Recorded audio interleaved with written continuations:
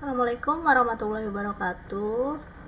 Yang saya hormati Bapak Dosen Setiabudi Daryono MSc dan teman-teman mahasiswi program studi PIAWUD yang saya banggakan. Puji syukur kehadirat Allah Subhanahu wa taala atas rahmat dan karunia-Nya sehingga kita dapat berdiskusi kembali di materi mata kuliah usul fiqh ini. Perkenalkan, nama saya Endah Juwita dari program studi PIAWUD Unilam Rangkas Bitung. Pada kesempatan kali ini, saya akan mempresentasikan materi fundamental dalam mata kuliah usul fiqh yang merupakan dasar bagi kita untuk memahami bagaimana hukum itu ditetapkan dan diberlakukan. Topik yang akan kita bahas yaitu mengenai perbedaan al-hakim dan mahkum alaih, yang merupakan dua pilar utama dalam rukun hukum syara. Kita akan mengupas tuntas siapa itu al-hakim, siapa itu mahkum alaih, dan apa landasan dalil baik dari Al-Quran maupun dari hadis Rasulullah SAW yang mendukung konsep. Mohon perhatiannya dan mari kita mulai. Bismillahirrahmanirrahim. Perbedaan pilar hukum Islam, al-hakim dan mahkum alaih. Untuk yang pertama, al-hakim, sang penentu hukum. Al-hakim adalah pihak yang berwenang mutlak menentukan dan menetapkan hukum syara secara hakiki. Al-hakim itu adalah Allah Subhanahu wa taala. Adapun di dalam Al-Quran, Quran Surat Al-An'am ayat 57 yang artinya, menetapkan hukum itu hanyalah hak Allah. Dia yang menerangkan yang sebenar-benarnya dan Dia pemberi keputusan yang paling baik. Makna dari ayat ini yaitu secara tegas menyatakan bahwa hak yang menentukan hukum itu adalah milik Allah Subhanahu wa taala. Adapun peran Rasulullah di sini yaitu yang pertama, Rasulullah tidak menetapkan hukum secara independen dari Allah.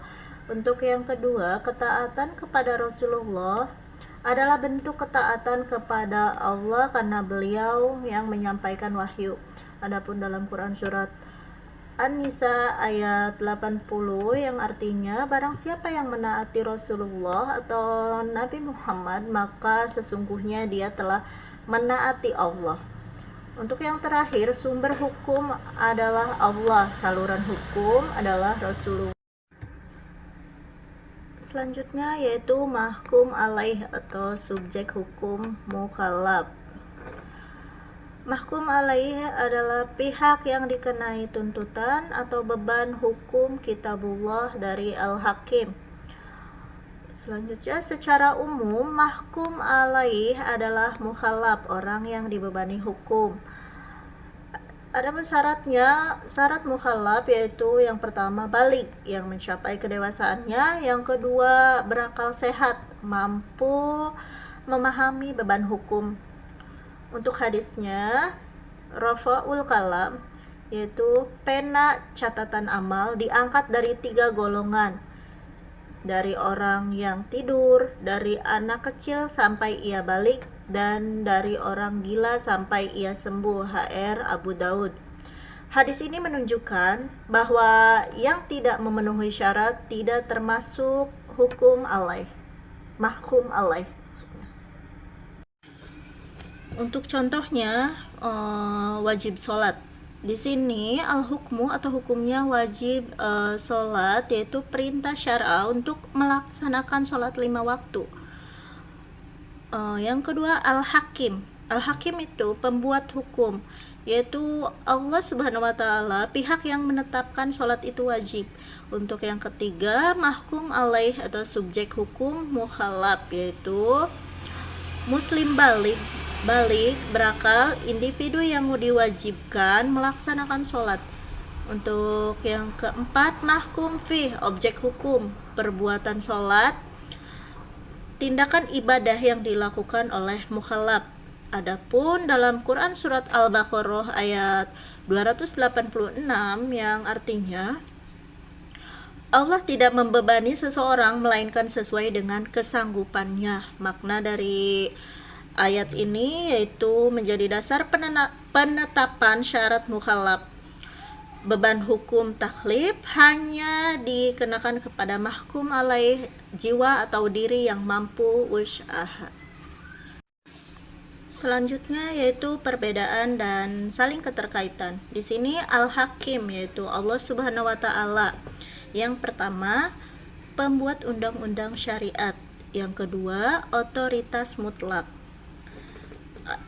Untuk mahkum alaih atau mukhalaf di sini yaitu pertama pelaksana undang-undang dan yang kedua kapasitas bertanggung jawab. Baiklah, kita telah sampai pada penghujung presentasi. Sebagai penutup dapat kita simpulkan bahwa Al-Hakim adalah otoritas tunggal pembuat hukum yaitu Allah Subhanahu wa taala dengan Rasulullah Shallallahu alaihi wasallam sebagai penyampai dan penjelas. Sementara mahkum alaih adalah subjek yang dibebani hukum yaitu mukallaf. Yakni setiap muslim yang balik dan dengan memahami kedua pilar ini, kita mengerti bahwa hukum syara adalah produk ilahi yang bertujuan untuk kebaikan manusia yang mampu melaksanakannya. Akhir kata, saya mohon maaf jika terdapat kesalahan pada penyampaian saya. Kritik dan saran dari Bapak dosen dan teman-teman semua saya harapkan. Terima kasih. Wassalamualaikum warahmatullahi wabarakatuh.